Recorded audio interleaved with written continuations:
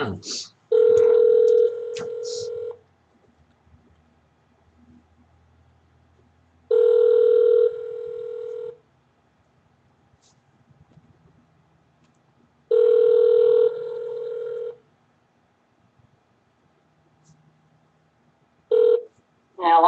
Miss Davis? Yeah, Hey, how are you? doing pretty good, thank you. This is Barry Miller. Um, Hey, how you doing? doing good. Calling you because of your email you sent me the other day. Yeah. If we do, are you familiar with lease purchase at all? Oh, a little bit because these agents that had it came up with a lease purchase, but it was a really bad one.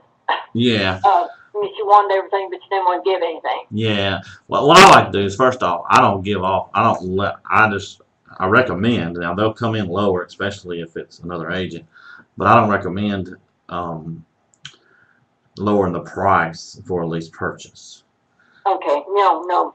I also recommend if like we're at 124 that we put in there if it's a lease purchase, then we raise the price a little bit so that we can, because if we do a 2-year lease purchase, the house 2 years from now is worth more money.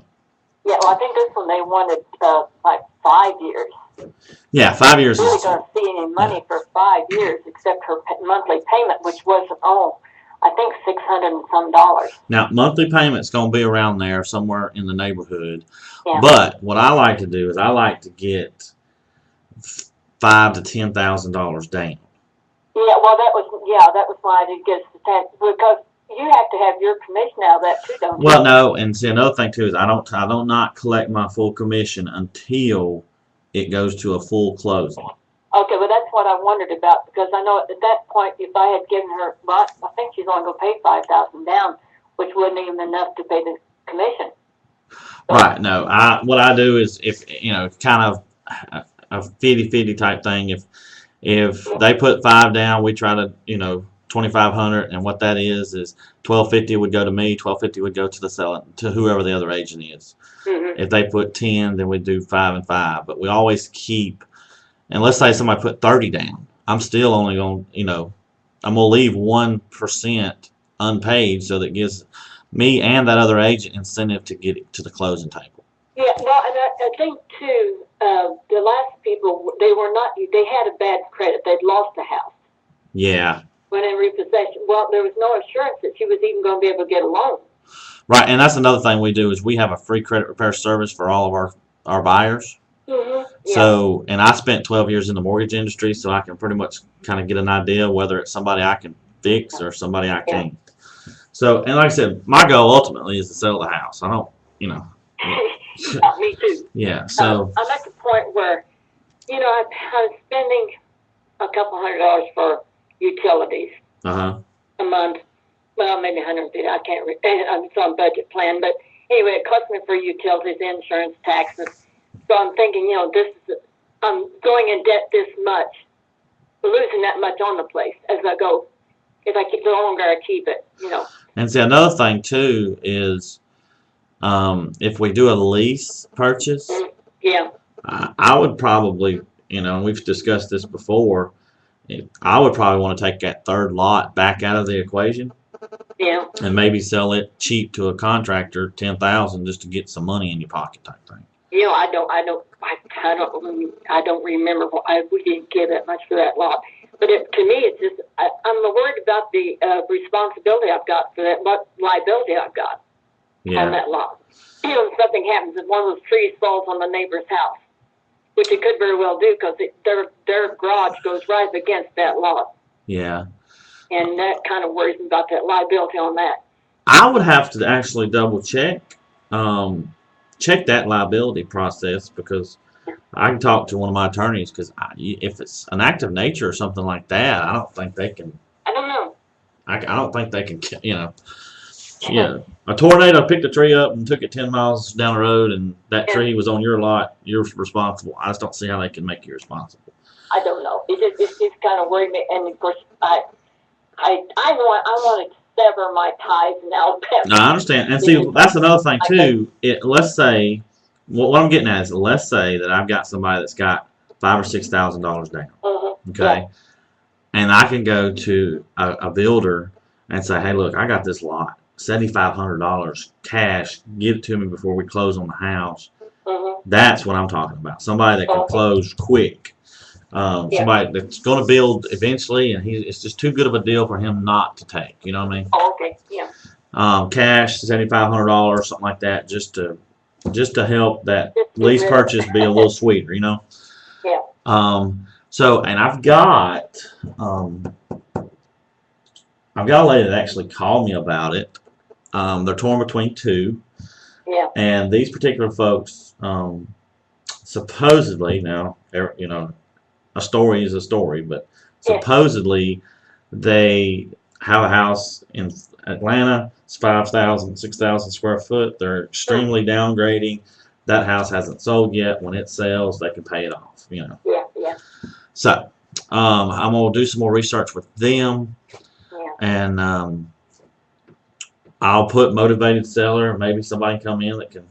And see, another thing too, what I will do now is I can't advertise something as a rental unless it's a rental. Okay. Yeah. So what we can do, rent to own and lease purchase is kind of like a twist on words, but it's the same concept. So that's the same thing, isn't it? Yeah. Basically. But that rent to own gets. People and know how to feel. I hate to sell to somebody had a bunch of kids go in there and tear things up, and that I have to fix later. Yeah, and that's why we got to get a big chunk of change down. Yeah. So what I will do is run an advertisement, rent to own, and you will be surprised at the people who don't realize that they can actually buy a house. So what'll happen is I've got a lender guy that's, you know, because we're going to make everybody who wants to rent to own type thing do a credit, you know, they're going to have their credit pulled with my lender. Oh, yeah. And you never know, there might be a gem in there that, hey, you know what? People were looking. Huh? You got to have somebody look before you can sell. Right, but see, most people, you got a lot of people who are actually looking to rent who don't think they can buy. Oh, okay, yeah. So that's what I'm hoping to catch is, you know, say 20 people apply for the rent to own, and one of them has, well, you got a 620 credit score. The rent's 850. Why don't you buy it and your payment's 650? Yeah. So that's my mentality behind that. Yeah, no, I just wanted to touch base with you and see if there was anything we could do to help with it, you know. Well, I'm gonna go ahead and change some verbiage in the system. Okay. I'm going to trigger it so that it goes out to everybody else in the neighborhood looking for it. And then I'm going to put an ad in the Daily Home for rent to own Lincoln house type thing. And then on those rent type things, I will make them do a, you know, we're going to see what we can do. We'll do it. We can push it. So. Yeah. Well, that's all you can do. And, you know, if you don't have people looking, you can't sell. I know that. I understand. I was looking, so I didn't know. Okay. And my friend was going down this afternoon. She's coming by that way, so I said she'd check on it. Just because I don't want to make a trip up there. I understand. It's too hard. All right, now listen. If you just want just to call me and say, hey, will you run by and check the house? I go by it every day. I mean, it's just. Oh, do you? Yeah, I come from East Avoca, so if you need me to swing in, just kind of put my eyes on it. Well, you know, I don't. The water's turned off, so I don't think there's any danger of anything freezing. And I've got heat on in there. I forgot what to put it on, but there's enough to keep anything from freezing. But that's the only thing I wanted to check, just make sure that stuff was okay. Yeah. And she said she dropped by this afternoon and did do that. So. Okay. Well, I'm gonna go ahead and get an ad in the paper, and hopefully, you know, get a bunch of folks looking at that, and you know, if they got money down, they can go from there. I almost wish I had taken the other deal. Nah. And hadn't paid out the money. I probably would have been ahead of myself, but. I guess you just don't think straight sometimes. Well, and I think they were just trying to find a way to get out of it anyway. They haven't bought anything. So I talked to that agent the other day.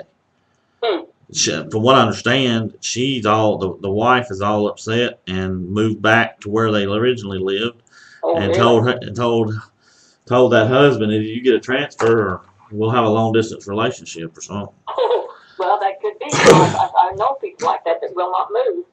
You know, when the husband goes, they're just determined.